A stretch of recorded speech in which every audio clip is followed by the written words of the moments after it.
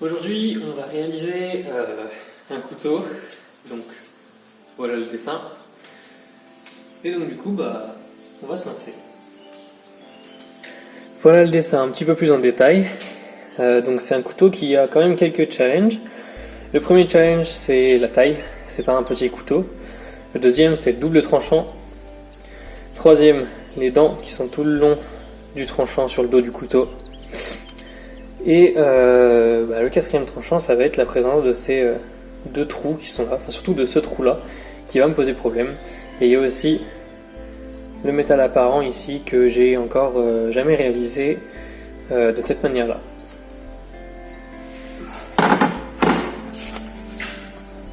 Ah non, ça tient pas. Deuxième option, comme l'autre marche pas. Ça, c'est du XC75 en 90 par 4 que j'ai acheté chez Eurotechnique. Donc, comme vous voyez, c'est un petit moment que je l'ai, il a quelques petites traces de rouille. Ça, c'est vraiment de la surface, un tout petit coup de papier de verre et ça disparaît. On va placer le dessin du couteau en gardant en tête que le but, ça va être quand même de gaspiller le moins d'acier possible. Enfin, pas gaspiller, mais d'utiliser le moins d'acier possible. Par exemple, si je place le couteau comme ça, déjà, je vais avoir relativement peu de découpe à faire. Un trait là, un trait là, un trait là, un trait là, un trait là. Et ensuite, ça va me garder toute cette portion-là que je vais pouvoir utiliser pour un autre couteau.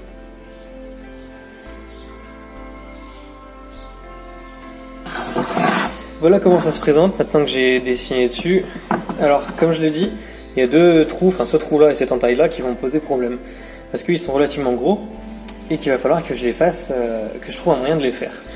Il y a deux moyens de percer ces trous. Soit en utilisant un forêt adapté, mais que j'ai pas soit en utilisant une scie cloche de 20 mm de diamètre. Le problème, c'est que j'en ai commandé une, mais elle n'est pas arrivée.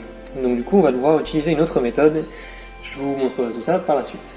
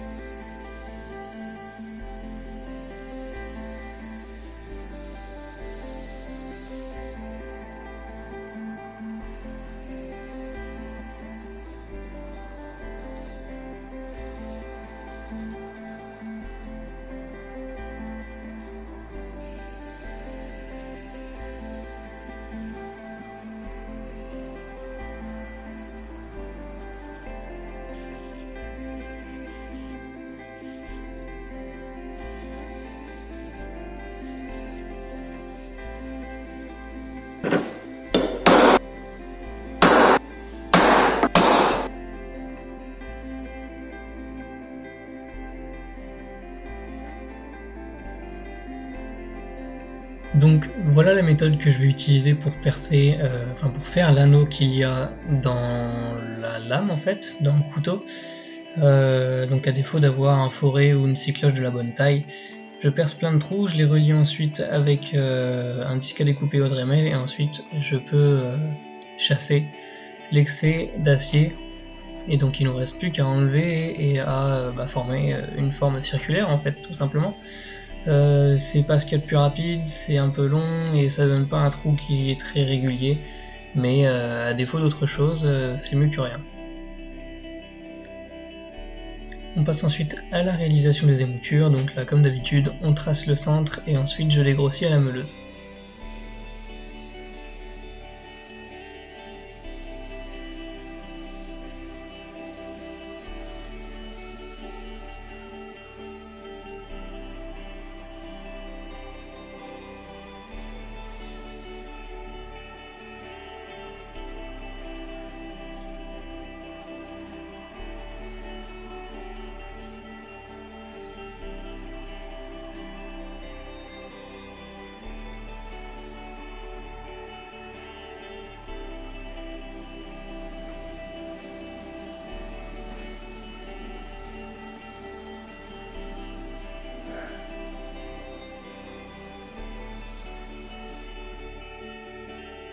Je suis plutôt content des émoutures que j'ai réussi à faire, même si c'est encore pas ce qu'il y a de plus régulier, j'ai encore beaucoup à apprendre sur cette machine.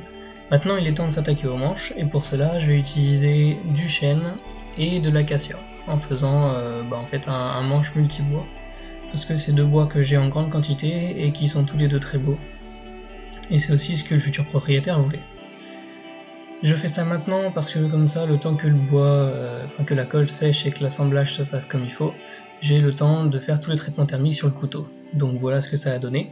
J'ai pas pu filmer la trempe parce que j'ai eu un souci de caméra, mais le couteau a été trempé, il a pas tordu et il a eu un revenu pendant une heure à 200 degrés et ensuite il a eu une demi-heure à 220 je crois.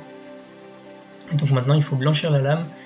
Ici, je voulais garder une finition machine sur les émoutures et c'est quelque chose qui est très dur à faire parce qu'on n'a vraiment pas le droit à l'erreur. Il faut pas glisser avec la bande abrasive et il faut pas faire de fausses marques qu'on puisse pas rattraper après. Parce que d'ordinaire, je me sers justement du polissage à la main pour cacher mes erreurs et rattraper le coup, mais là, ça va pas être possible.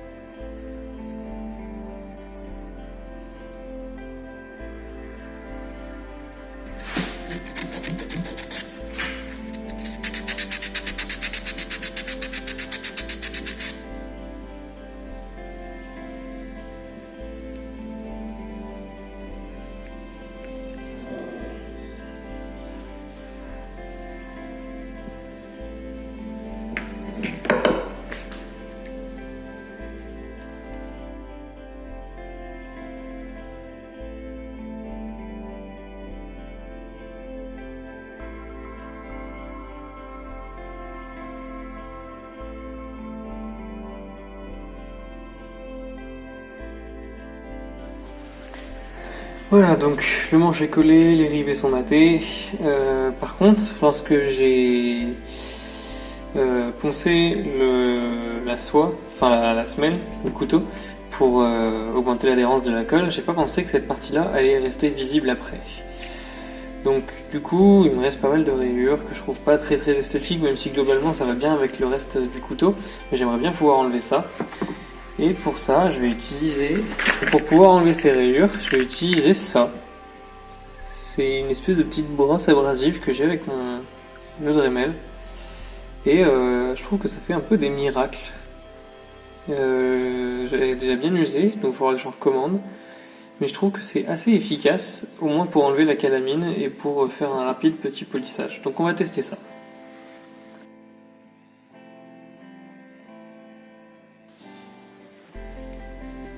Voilà ce que ça donne. Donc bien sûr c'est pas aussi bien qu'un polissage à la main, mais c'est déjà ça et je trouve que c'est pas trop mal.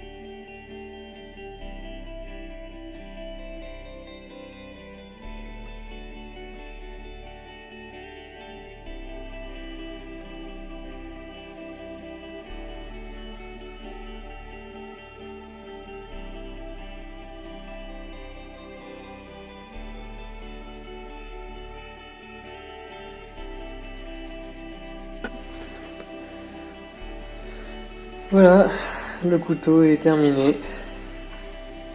Donc je vais bien sûr faire un étui, mais je vais pas filmer. Donc eh bien un manche en chêne et en acacia, avec un veinage assez simple mais de belles couleurs quand même. Je suis content de la croix bretonne que j'ai réussi à réaliser, c'est sympathique. La finition sur le couteau est une finition machine, c'est pas ce que j'apprécie le plus, mais c'est ce que veut le propriétaire, et finalement je trouve que c'est pas si moche, ça colle avec le style brut du couteau.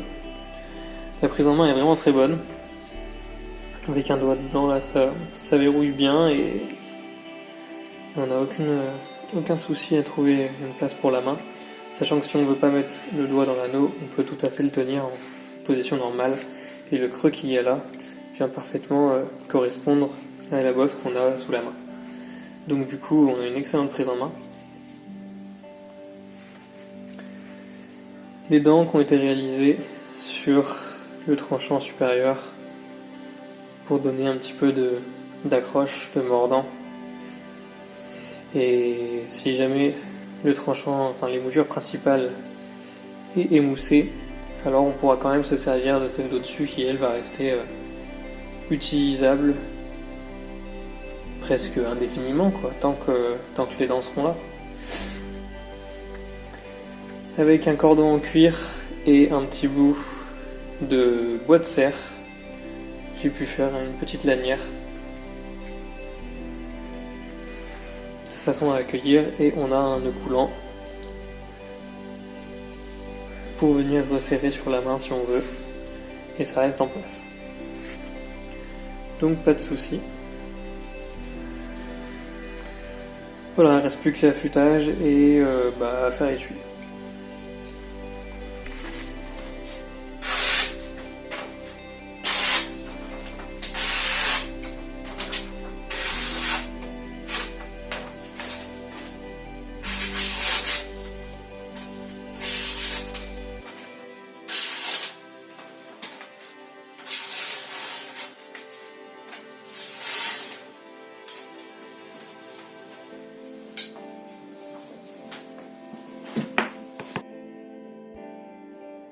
Et voilà le diaporama de la fin de la vidéo.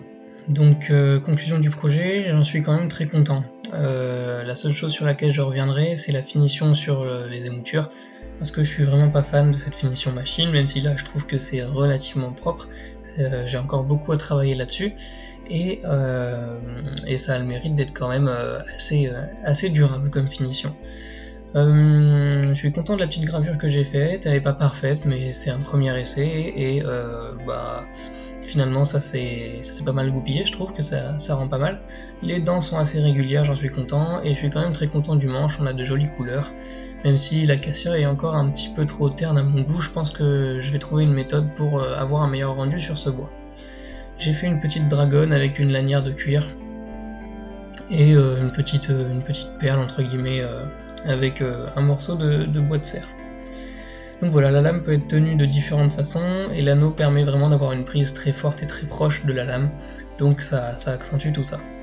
Je vous ai mis aussi des photos de l'étui, donc c'est du tannage végétal que j'ai repoussé et éteint moi-même.